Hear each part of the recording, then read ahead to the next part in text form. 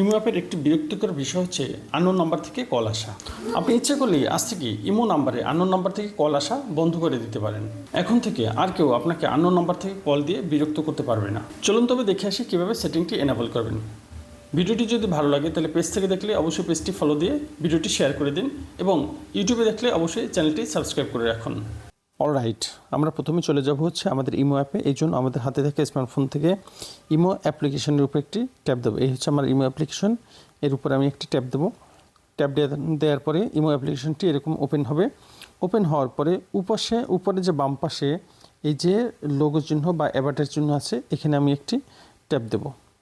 Tap দিলে আমাদের কাছে এটিও ওপেন হবে এবং আমাদের সামনে এরকম একটি পেজ চলে আসবে। এখান থেকে আমরা সেটিংস অপশনে একটি ট্যাপ দেব।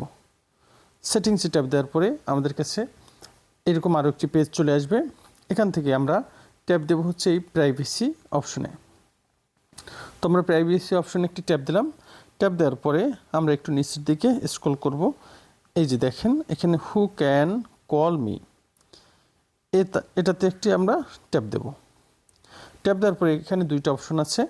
প্রথম অপশনটা হচ্ছে এভরিওয়ান। দেখেন যে কেউ আমার এই ইমোতে কল দিতে পারবে, সে আমার ইমোর সাথে অ্যাড থাকুক বা না থাকুক, সে ইচ্ছে করলে আমার ইমো নাম্বারে কল দিতে পারে। আর এখানে হচ্ছে মাই কন্ট্যাক্টস, অর্থাৎ আমার কন্ট্যাক্টসে যারা আছে তারাই শুধুমাত্র আমাকে কল দিতে পারবে। তো আমরা এখান থেকে করব কি হচ্ছে, এখান থেকে এভরিওয়ান এইটাকে অফ করে দিয়ে মাই কন্ট্যাক্টস এটাকে অন করে দেব। তাহলে এখন থেকে আমার ইমো নাম্বারে আমার কন্ট্যাক্টসে যারা আছে তারা ব্যতীত বাইরের অপরিচিত যে কেউ আমার এই ইমোতে কল দিতে পারবে না, যাদেরকে আমরা চিনি না। তাহলে এখন থেকে ঝামেলামুক্ত হয়ে গেল আমার ইমো অ্যাপ।